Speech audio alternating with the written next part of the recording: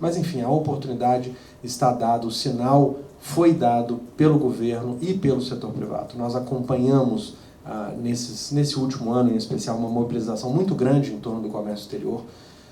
Eu tenho 13 anos de casa no MDIC, nunca vi nada parecido em termos de procura de empresas para buscarem atividade exportadora. O Barral aqui foi o nosso secretário de Comércio Exterior por 4 anos, deixou uma herança maravilhosa para todos nós, poderá testemunhar aqui depois, mas realmente nós sentimos que é um momento especial. E dentro desse momento, obviamente, os Estados Unidos são, como não poderiam deixar de ser, uma prioridade política, econômica, em todos os aspectos para o Brasil, e isso foi demonstrado, vem sendo demonstrado, como a própria Débora mencionou aqui, em diversas ocasiões, diversas ações do governo brasileiro, na visita da presidente Dilma no ano passado aos Estados Unidos, enfim, também temos um momento especial e muito feliz na relação bilateral. E eu digo aqui que essa agenda realmente ganhou muito impulso no econômico comercial desde o ano passado, não há nenhuma dúvida disso. O ministro do Desenvolvimento, Indústria e Comércio Exterior, Armando Monteiro, fez a sua primeira viagem como ministro, sua primeira missão ao exterior, justamente para os Estados Unidos, para dar esse sinal de prioridade. E nessa mesma visita, que ocorreu em março, ou, na verdade não, em fevereiro do ano passado, em fevereiro de 2015, ele e sua contraparte, a secretária de Comércio, a ministra de Comércio, Penny Pritzker, ministra do DOC, definiram 2 temas para serem os temas prioritários na agenda comercial. E esses temas são facilitação de comércio e a convergência regulatória. E antes de contar um pouco para vocês do que está acontecendo dentro desses temas, eu queria comentar o porquê da escolha desses temas. Nós chegamos à conclusão que precisamos, depois de alguns anos de uma relação que ficou aquém daquilo que nós poderíamos promover, dar um foco muito pragmático para essa relação. E a escolha desses 2 temas simboliza, significa, demonstra esse foco pragmático. Em vez de discutirmos, e eu sempre digo isso, eu acho que Brasil e Estados Unidos perderam muito tempo discutindo forma e não conteúdo. Então, para qualquer tipo de conversa sobre comércio, mas precisamos de um acordo de livre comércio, precisamos... Olha, esse é o formato. Vamos ver lá dentro, ou dentro de todos os temas comerciais, o que realmente importa, o que pode ser e deve ser atacado no curto prazo, para que possamos gerar resultados, e sempre com uma dimensão estratégica de building blocks. É assim que nós caracterizamos no momento a relação Brasil-Estados Unidos. Nós atacamos esses pontos não para ficar por aí. Nós estamos construindo algo maior. Nós estamos fazendo isso para que daqui a pouco nós possamos dar um passo ainda mais ambicioso e gerarmos ainda mais resultados. Então, por isso, a escolha desses 2 temas. E eles são fundamentais porque realmente eles podem gerar resultados de curto prazo. No caso da convergência regulatória, quando falamos de um acordo de livre comércio com os Estados Unidos, nós percebemos que, pelo menos do ponto de vista do acesso de produtos industriais brasileiros, olhando na relação Brasil para os Estados Unidos, exportações brasileiras, o grande gargalo passa longe de ser tarifário. As tarifas adotadas pelos Estados Unidos para produtos industriais são relativamente baixas. Claro, haverá algumas tarifas que, enfim, podem prejudicar algum acesso, mas em geral este não é o gargalo. O gargalo, sem dúvida alguma, está o principal deles na área regulatória. E aqui nós conversamos, e faço aqui um agradecimento ao apoio e parceria fundamental da Anshan, que nos ajudou a identificar esse tema como um tema prioritário e a mobilizar as empresas e trazê-las para que nos ajudasse nesse trabalho. Porque a barreira regulatória, muitas vezes, ou na imensa maioria das vezes, é uma barreira oculta. Já faz parte da planilha do exportador. Olha, eu tenho que cumprir com a exigência regulatória do país para o qual eu vou exportar. Isso é óbvio. Então, isso entra automaticamente na planilha. Mas quando nós começamos a conversar com as pessoas, com as empresas, e dizer a elas, e mostrar a elas, que é possível que vários desses custos sejam eliminados, que obviamente geraria mais acesso ao mercado americano, nós conseguimos sim gerar um efeito de mobilização, e nós temos muita gente hoje, felizmente, batendo na nossa porta e procurando, como eu vou demonstrar aqui daqui a pouco, ou acordos setoriais, ou acesso à certificação no Brasil, ou certificação mais acessível, mais barata. E realmente esse movimento hoje, enfim, ocorre a pleno vapor, ele se acelera e nós estamos muito felizes com isso. Deixa eu contar para vocês um pouquinho, então, antes de entrar na convergência, um pouco sobre facilitação de comércio. A ideia aqui era, desde um acordo firmado em março, o ministro Armando esteve lá em fevereiro, em março nós tivemos a edição do Diálogo Comercial MDIC-DOC e eu pude assinar um acordo lá nessa área de facilitação de comércio. E a ideia é muito simples, identificar gargalos concretos a serem atacados via aproximação entre as respectivos sistemas de janela única. E aqui eu faço uma pausa para contar a vocês o que nós estamos fazendo no Brasil nesse momento. Débora já mencionou a questão do portal único. Mais uma vez eu tenho muito que agradecer o apoio fundamental da Anshan para viabilizar essa iniciativa. Portal único de comércio exterior significa a nossa estratégia de facilitação de comércio. Hoje nós somos 22 órgãos intervenientes no comércio exterior no Brasil. Nos Estados Unidos, pelo que me consta, chegam a ser 30. Desses 22, enfim, 17 atuam no lado das importações e 10 no lado das exportações. Obviamente, há órgãos que atuam dos dois lados, o total são 22 órgãos. A verdade é que esses 22 órgãos atuam com lógicas exclusivamente individuais, com sistemas próprios, com regramentos próprios, o que faz com que o operador tenha hoje uma vida bastante difícil. O operador tem que dialogar com 4, 5 órgãos simultaneamente, ele tem que cumprir exigências diferenciadas, ele tem que acessar vários sistemas e muitas vezes ingressar com documentos em papel. Ainda há papel, nós já atacamos isso e já temos resultado, mas ainda há papel no comércio exterior brasileiro. E com o portal único, basicamente, nós organizamos a casa. O operador, o importador e o exportador terão acesso único ao governo, entrada única de documentos. E lá dentro nós estamos reorganizando todo o fluxo das operações, do lado das exportações e no lado das importações. Então nós estamos redesenhando todos os modelos, todos os fluxos, eliminando etapas. No caso da exportação, que nós já temos, nós colocamos no ano passado o novo fluxo no ar, construímos com o setor privado na Aliança Procomex, e eu tenho muito orgulho, eu sempre cito isso, numa sala que nós temos na SESEX, nós temos numa parede o fluxo atual, com todas as suas etapas, e construímos em conjunto com o setor privado, cada um com uma caneta na mão, na parede, obviamente, menor da sala, o novo fluxo, eliminando várias etapas e simplificando o procedimento. Vocês que operam no comércio exterior conhecem a declaração de registro de exportação. Depois da declaração você não pode, você tem que fazer um para depois fazer o outro, embarcar a mercadoria. Nós estamos eliminando isso tudo. Vai ser uma declaração única de exportação. Os processos podem ser todos feitos de forma simultânea e não sucessivas como ocorre hoje. Quer dizer, uma revolução, uma mudança completa da lógica e adicionando o elemento-chave, que é o elemento da análise e gestão de risco. Hoje, nossos órgãos que atuam na ponta vão decidir se vão fazer inspeções em determinada mercadoria quando essa mercadoria chega no porto. E nós vamos antecipar toda essa informação para que a decisão seja tomada a priori. Então a mercadoria chegou, ela vai direto para o desembaraço, ou então ela vai ser verificada, mas aí já sabemos o horário, o dia, etc. Então quer dizer, eu poderia ficar aqui e gostaria até de, depois a gente pudesse abrir mais esse tema. Nós estamos numa fase muito importante do Portal Único, porque agora nós vamos construir o fluxo da importação. E a importação é muito mais complicada do que a exportação. Nós vamos precisar do apoio de todos para construirmos um fluxo que também seja tão simplificado e tanto melhor quanto foi o da exportação. Mas, enfim, feita essa digressão, nós temos o Portal Único no Brasil. Os Estados Unidos têm a sua iniciativa de Single Window sendo desenvolvida. Nós começamos há cerca de 1 ano e meio atrás, os Estados Unidos já começaram bastante antes. Creio que já estão há uns 10 anos discutindo essa coisa e avançando. E a ideia era promover uma aproximação dessas janelas únicas. Hoje, no mundo, são 70 janelas únicas sendo construídas. É uma obrigação do Acordo de Facilitação de Comércio da OMC. Isso é maravilhoso, excelente, vai simplificar de uma forma muito importante o comércio exterior olhado para dentro de cada país.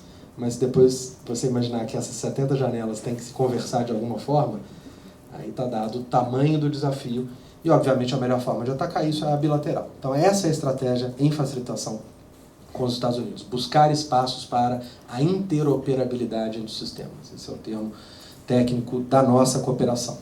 E aqui nós identificamos um primeiro gargalo também com o setor privado, que é a necessidade ainda de contarmos com a assinatura, caneta, trâmite de papel de alguns documentos, o que implica num custo absurdo, sobretudo do lado das importações brasileiras. E nós, em conjunto com os nossos colegas do Departamento de Comércio americano, decidimos atacar esse ponto por meio de assinatura digital, troca de documentos eletrônicos, mediante janelas únicas. Então isso já está em plena implementação em duas direções. Primeiro, num reconhecimento das estruturas de certificação eletrônica dos países. E esse é um problema, digamos, um pouco mais brasileiro, porque a exigência é brasileira, mas nós não temos a segurança para resolver essa questão para o mundo inteiro. Então nós precisamos aproximar, e a melhor forma de aproximar é bilateralmente. Então estamos fazendo esse movimento mais amplo. E para não perder tempo, já estamos trabalhando num projeto piloto, isso é a primeira vez que eu falo em público, para a troca de certificados sanitários e fitossanitários por meio eletrônico. Nós queremos avançar até junho, até o MIDIC-DOC, para que possamos anunciar algo nessa direção, e eu estou muito confiante que a gente vai conseguir fazer. Essa frente e esse trabalho é permanente, então nós precisamos ser alimentados por novos gargalos, novos desafios, para que nós possamos, da mesma forma que fizemos em relação a esse, atacá-los. Então a colaboração e a parceria de vocês será essencial mais uma vez. Uma outra frente nesse tema de facilitação de comércio é a questão do acordo de facilitação de comércio do OMC, e eu trago aqui uma notícia maravilhosa que muitos, a maioria, ou todos já devem saber. O Brasil ontem aprovou no Congresso o acordo de facilitação de comércio. Essa é uma notícia realmente fantástica para o nosso comércio exterior. Trabalhamos intensamente junto ao Congresso para mostrar aos nossos parlamentares a importância desse acordo, e nós estamos trabalhando com os Estados Unidos para, em conjunto, incentivarmos outros países a ratificarem o acordo de facilitação e também a implementarem o acordo de facilitação. O Brasil sozinho, no ano passado, realizou alguns seminários na África, em Angola e Moçambique, e foram um sucesso de mobilização do setor privado e dos governos desses países para que pudessem enxergar a importância deste acordo. E nós temos o que dizer aqui, porque todos aqui sabem que até alguns anos atrás facilitação de comércio não estava no centro do debate brasileiro. Havia inclusive aqueles que diziam que facilitação de comércio era tema de rico. Não era para o Brasil perder tempo com isso, não. Isso era coisa que era, enfim, um acordo na OMC, que deveria ser visto apenas como uma possível barganha do Brasil para colher resultados na área agrícola. Havia quem dizia isso no passado remoto, felizmente. E nós mostramos que esse acordo era essencial para o Brasil, e ele nos ajudou muito no desenho de toda essa estratégia do Portal Único e da nossa estratégia nacional. Então, é isso que nós estamos fazendo em linhas gerais na área de facilitação de comércio. E aqui, então, eu passo a contar para vocês os avanços e a estratégia em convergência regulatória. Dentro desse tema de convergência, nós assinamos, em junho do ano passado, um acordo bilateral com os Estados Unidos. Nessa área, ele foi assinado durante a visita da presidente Dilma pelo ministro Armando, e, basicamente, esse acordo, esse guarda-chuva, traz duas frentes de atuação. Uma frente setorial e uma frente de acesso a testes de certificação. No setorial, a mobilização começou antes, os resultados começaram a aparecer antes. Então, nós, já em março do ano passado, mesmo antes da assinatura do acordo guarda-chuva, tivemos um acordo setorial entre a Anfacer, a nossa entidade nacional do setor de cerâmicas, e o TCNA, a sua contraparte nos Estados Unidos, para buscar ou a convergência regulatória efetiva, a aproximação das normas e regulamentos técnicos dos dois países, ou um acordo de reconhecimento mútuo. E eu não tenho a menor dúvida que a melhor forma de atacar essa questão é via setorial. É aqui que os resultados são mais palpáveis, mais rápidos e geram um efeito mobilizador. Então, depois desse primeiro acordo, foi que nós tivemos vários setores nos procurando, máquinas e equipamentos, eletroeletrônicos, luminárias, refrigeração, nós temos um tema transversal de eficiência energética que toca vários e vários setores que nós já estamos trabalhando. Então, como eu disse antes, aqui nós temos muita gente nos procurando e gostaria também de contar com vocês para a identificação de novas oportunidades. No caso do porcelanato, que é o produto específico, aqui eu peço licença para incomodá-los com um aspecto bem mais técnico, bem mais detalhado, mas eu acho que mostra bem, ilustra bem a possibilidade nessa área. O Brasil, para que uma cerâmica seja chamada de porcelanato no Brasil, nós temos a exigência de 9 testes. 9 testes. Nos Estados Unidos, 2 testes. São 2 testes. E aí você pensa, não, o Brasil, a exigência regulatória no Brasil é muito maior. E aí nós fomos abrir cada um dos testes. Não procede. Um dos testes nos 2 países é comum, teste de absorção de água. E é o grande teste internacional nessa matéria. E aí, os setores privados, com o apoio dos governos, decidiram focar e trabalhar exclusivamente nesse teste. E nesse teste, o padrão brasileiro ficava abaixo do padrão americano. Então, é aqui que está sendo desenhado o acordo. Já há um acordo dos 2 na ISO, nessa direção, e nós esperamos que até junho o Final Agreement possa ser anunciado também no MIDIC-DOC. Seria o primeiro acordo de reconhecimento mútuo da história do Brasil nessas áreas, enfim, tirando aeronáutico. Então, quer dizer, isso é grande, isso mostra que é possível e mostra o efeito disso possível para todos os setores. Então, esqueci de mencionar o setor têxtil também, que já está trabalhando num acordo desse tipo. Então, fica o convite e o pedido a vocês para que nós possamos descobrir novos gargalos setoriais. E a segunda frente, acesso a testes de certificação.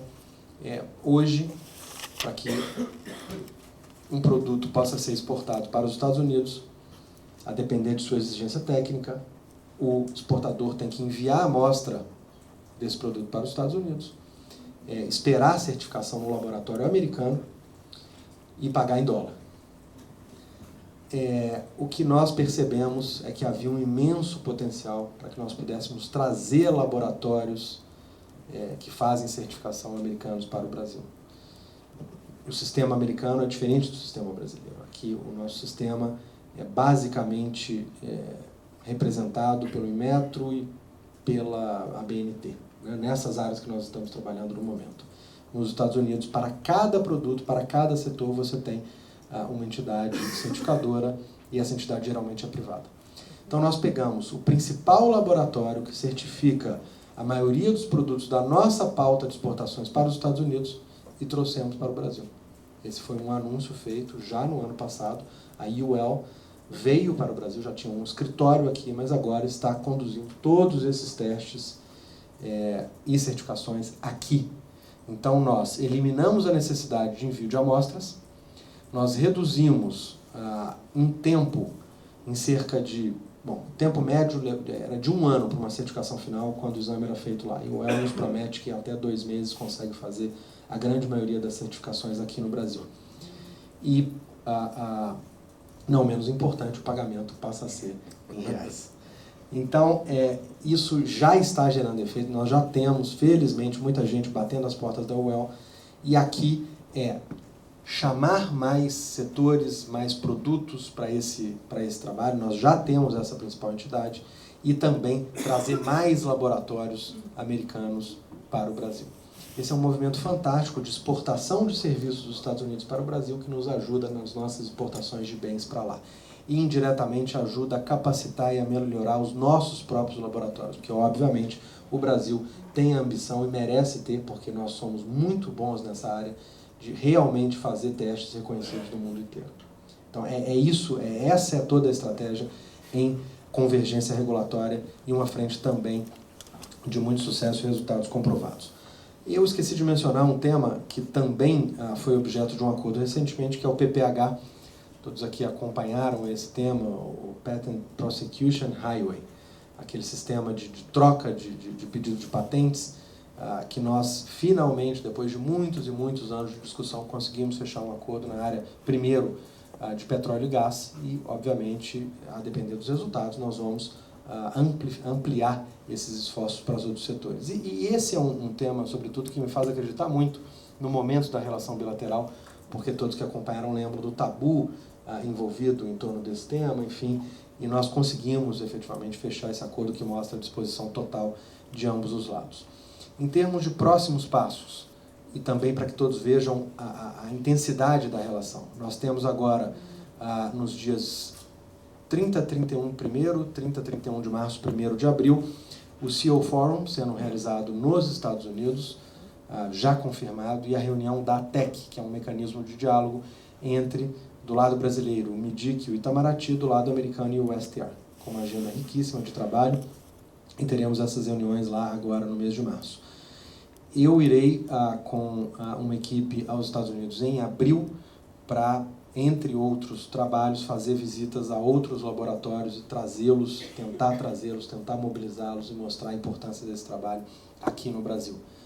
E voltamos em junho para o MIDIC-DOC para, se tudo der certo, anunciar vários resultados em todas essas frentes que eu mencionei. Então, quer dizer, nós iremos aqui aos Estados Unidos nesse semestre 3 vezes, eu, o ministro Armando, irá aos Estados Unidos 2 vezes, e toda a equipe mobilizada para que nós possamos, então, avançar mais. E, como eu disse, tenho certeza que não usei meus 30 minutos, mas a ideia realmente era contextualizar um pouco do que nós estamos fazendo, porque, na minha opinião, a riqueza dessa conversa, na verdade, é ouvi-los. Saber se isso faz sentido, eu acho que faz, ouvir sugestões para que nós possamos continuar trabalhando juntos. E aqui deixo a mensagem final reforçando alguns pontos. Estados Unidos é, sem dúvida alguma, uma prioridade, mais uma vez, não poderia deixar de ser. Acho que essa nossa estratégia do foco pragmático em algumas questões ajudou a destravar a relação e vai ajudar ainda mais. Então, agora o movimento é ampliar. O que mais nós podemos colocar nesse cardápio de ações? E eu acho que ninguém melhor do que a Anshan para nos ajudar nessa identificação, e eu fico aqui à disposição de todos para ouvir e dialogar a respeito. Obrigado pela atenção.